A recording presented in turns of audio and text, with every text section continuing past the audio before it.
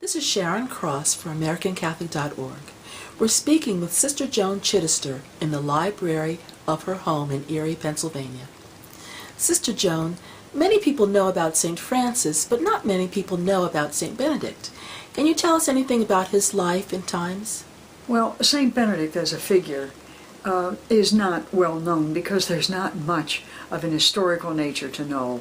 Unlike St. Francis, who comes along centuries later, St. Benedict is born in the year 480 in a small village in Italy, and most of what we know about him is his spiritual life, told through the dialogues of Gregory at that time, in the style of 5th and 6th century, 7th and 8th century hagiography, which means most of it is symbolic.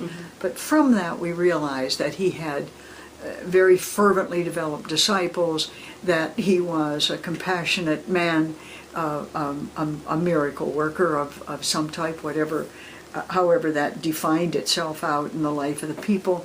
But most of all, that he wrote what society for 1500 years has called a rule, but which in the actual translation of the term means a guide for life.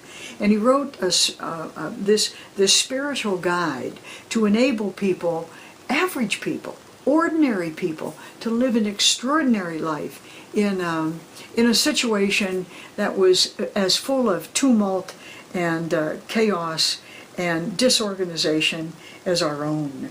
Remember that the Roman Empire had, quote, fallen in 476. It was no longer the major power in the Mediterranean world. Foreigners were pouring into Italy itself, along with the other Mediterranean areas. And so what had been classical civilization was simply not classical anymore.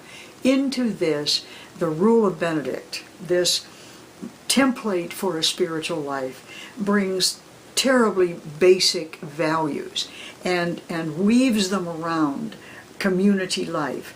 And that is, of course, the whole notion of what the posters now call bloom where you're planted, stability.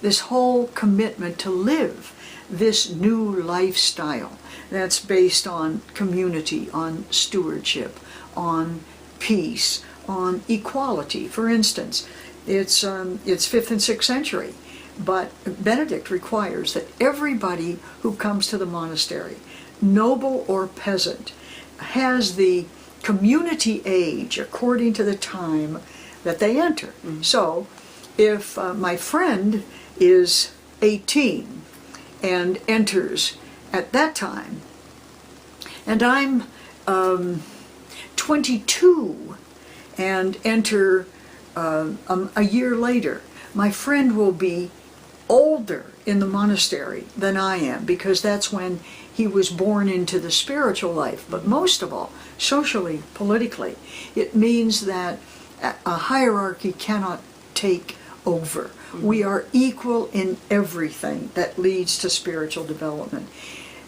I think the major point of the Rule of Benedict is this: anything that has been a life model, guide, and template for a large part of the spiritual world for 1,500 years, anything that has lasted that long must have something basic and valuable to it.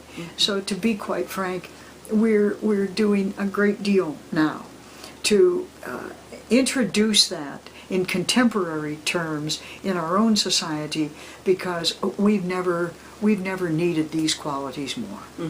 In the book that you wrote with the Archbishop of Canterbury, Uncommon Gratitude, you speak about how the two of you had a monastic sensibility about things. Can you explain more about what that would mean? When Archbishop Rowan Williams and I wrote Uncommon Gratitude together, it was clear that we shared a common perspective, this monastic outlook on life. And that monastic outlook is based in a commitment to the development of, the nurturing of human community and the care of the earth. It's not a corporate mindset. It's not a secular mindset. It's not a financial mindset.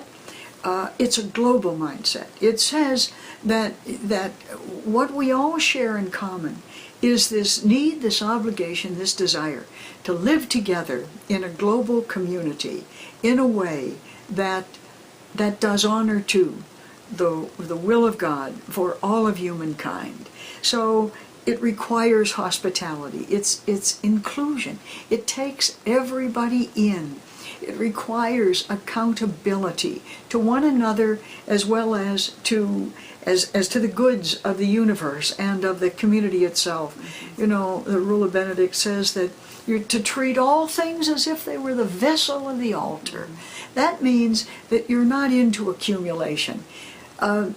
We don't have a history of Franciscan poverty, you know, this complete detachment from things.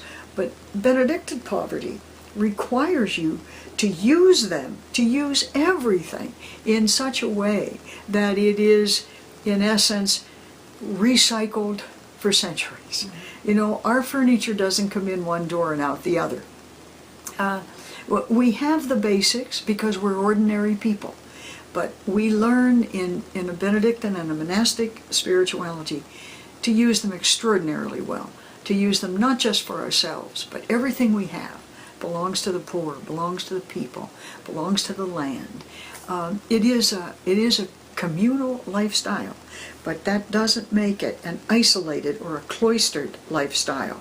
It's a lifestyle that exists for the sake of the development of human community as well as our own.